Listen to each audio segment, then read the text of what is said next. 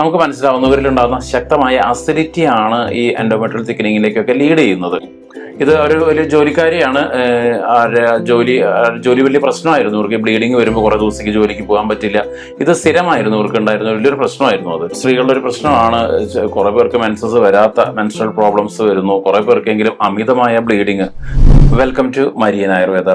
ഈ ഒരു എപ്പിസോഡിൽ നാം ചിന്തിക്കുന്നത് സ്ത്രീകൾക്ക് ഉണ്ടാകുന്ന എൻഡോമെട്രിയൽ തിക്കനിങ്, അതുമൂലം ഉണ്ടാകുന്ന ബ്ലീഡിങ്, അതിൻ്റെ സർജറികൾ, ഇതൊക്കെ എങ്ങനെ നമുക്ക് ഇല്ലാതാക്കാം, ഒഴിവാക്കാം എന്നുള്ളതിനെ കുറിച്ചാണ്. ഞാൻ ഡോക്ടർ അനുമോദ് കാക്കശ്ശേരി, മരിയൻ ആയുർവേദ, തൃശ്ശൂർ.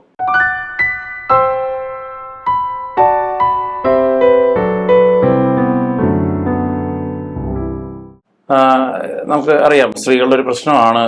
കുറെ പേർക്ക് മെൻസസ് വരാത്ത മെൻസ്ട്രൽ പ്രോബ്ലംസ് വരുന്നു, കുറെ പേർക്കെങ്കിലും അമിതമായ ബ്ലീഡിങ്, മാസത്തിൽ 1-2 വട്ടം ബ്ലീഡിങ് ഉണ്ടാകുന്നു, അല്ലെങ്കിൽ എൻഡോമെട്രിയം തിക്കനിങ് പെട്ടെന്ന് കൂടുക. നമുക്കറിയാം, ഒരു 10 mm ഒക്കെയാണ് അതിന്റെ നോർമൽ എന്ന് പറയാം. ഇതൊരു 15, 16, 18 ആ റേഞ്ചിലേക്കൊക്കെ കൂടുന്നു. അത് പെട്ടെന്ന് ഷെഡ് ചെയ്തുകൊണ്ട് ഭയങ്കരമായ ബ്ലീഡിങ് ഒക്കെ വരുന്നു. അത് ഈ എൻഡോമെട്രിയൽ തിക്കനിങ് കുറയ്ക്കാനായിട്ട് DNC ചെയ്യേണ്ടി വരിക. ഇത്തരത്തിലുള്ള പല അവസ്ഥകൾ ഇന്ന് സ്ത്രീകൾ നേരിടുന്നുണ്ട്. അപ്പം ഇതിന്റെ കാരണം എന്താണ് എന്നാണ് നമുക്കൊന്ന് ചിന്തിക്കാനായിട്ട് നോക്കാം. ഇതിന്റെ പലപ്പോഴും കാരണം ഹോർമോണൽ വേരിയേഷൻസ് ഒക്കെയാണ് എന്ന് നമുക്കറിയാം. പക്ഷെ എന്നാലും എന്തുകൊണ്ട് ഹോർമോണൽ വേരിയേഷൻസ് ചിലർക്ക് കൂടുന്നു? ഞാൻ ചെയ്തിട്ടുള്ള ഒരുപാട് കേസുകളുണ്ട്. എൻഡോമെട്രിയൽ തിക്കനിങ് എന്ന് പറയുന്നത് നമുക്ക് ആയുർവേദ മരുന്നുകൾ കൊണ്ട് തന്നെ വളരെ പെട്ടെന്ന് അതിൻ്റെ ഒരു കട്ടിയൊക്കെ കുറയ്ക്കാനായിട്ട് സാധിക്കുന്നതാണ്. അപ്പം ഞാൻ ചെയ്ത കേസുകളിലെല്ലാം നമുക്ക് മനസ്സിലാവുന്നവരിലുണ്ടാകുന്ന ശക്തമായ അസിഡിറ്റിയാണ് ഈ എൻഡോമെട്രിയൽ തിക്കനിങ്ങിലേക്കൊക്കെ ലീഡ് ചെയ്യുന്നത്.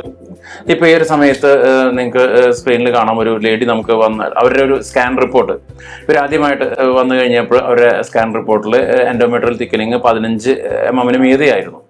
ഈ ഒരു സമയത്ത് അവർ DNC ഒക്കെ പറഞ്ഞിരിക്കുന്ന സമയത്താണ് അവർ നമ്മുടെ ആയുർവേദ ചികിത്സയ്ക്ക് വരുന്നതും നമ്മുടെ ചികിത്സയ്ക്ക് ശേഷം ആ ഒരു എൻഡോമെട്രിയം തിക്കനിങ് 10 mm ആയിട്ട് കുറഞ്ഞതൊക്കെ നിങ്ങൾക്ക് ഇപ്പോൾ ഈ ഒരു സ്കാൻ റിപ്പോർട്ടിൽ കാണാനായിട്ട് സാധിക്കുന്നതാണ്.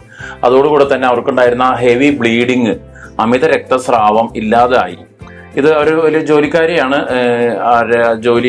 ജോലി വലിയ പ്രശ്നമായിരുന്നു ഇവർക്ക്. ബ്ലീഡിങ് വരുമ്പോൾ കുറേ ദിവസത്തേക്ക് ജോലിക്ക് പോകാൻ പറ്റില്ല. ഇത് സ്ഥിരമായിരുന്നു ഇവർക്ക് ഉണ്ടായിരുന്ന വലിയൊരു പ്രശ്നമായിരുന്നു അത്. അപ്പോൾ നമ്മുടെ ആയുർവേദ മരുന്നിലൂടെ നമ്മളവിടെ ചെയ്തത് നേരത്തെ പറഞ്ഞതുപോലെ വൈറൽ അസിഡിറ്റിയെ ക്രമീകരിക്കുന്ന മരുന്നുകൾ കൊടുക്കുക മാത്രമാണ് ചെയ്തത്.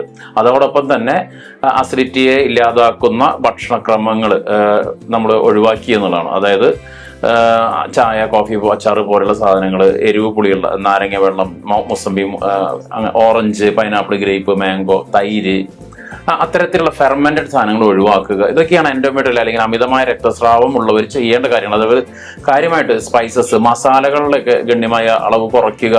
ചെമ്മീൻ പോലെയുള്ള ഭക്ഷണങ്ങൾ, ചെമ്മീൻ, അയില, അതുപോലെ ഡേറ്റ്സ് കഴിക്കുന്നത് ഒഴിവാക്കുക. ഇത്തരം കാര്യങ്ങളൊക്കെയാണ് അതിൽ ശ്രദ്ധിക്കാനുള്ളത്. അപ്പോൾ ഈ അമിത രക്തസ്രാവവും എൻഡോമെട്രിയൽ തിക്കനിങ്ങും ഒക്കെ സ്ത്രീകളെ സംബന്ധിച്ച് ഒരു ഗുരുതര പ്രശ്നങ്ങളാണ്. പക്ഷെ ഇതിനൊന്നും DNCയിലേക്ക് പോകേണ്ട കാര്യങ്ങളൊന്നുമില്ല. സർജറി കൂടാതെ തന്നെ നമുക്ക് ഈ എൻഡോമെട്രിയൽ തിക്കനിങ് ലഘുവായിട്ടുള്ള ഈ ഒരു ഭക്ഷണ ക്രമീകരണം, അത്രയേ ഉള്ളൂ. എരിവും പുളിയും കുറയ്ക്കുക, സമയത്തിന് ഭക്ഷണം കഴിക്കുക, സമയത്തിന് ഉറങ്ങുക, പിന്നെ ആയുർവേദ കുഞ്ഞു മരുന്നുകൾ കഴിക്കുക. ഇതിലൂടെ തന്നെ നമുക്ക് പരിഹരിക്കാവുന്നതാണ്. വീണ്ടും മറ്റൊരു എപ്പിസോഡുമായിട്ട് നമുക്ക് വീണ്ടും കാണാം. Thank you.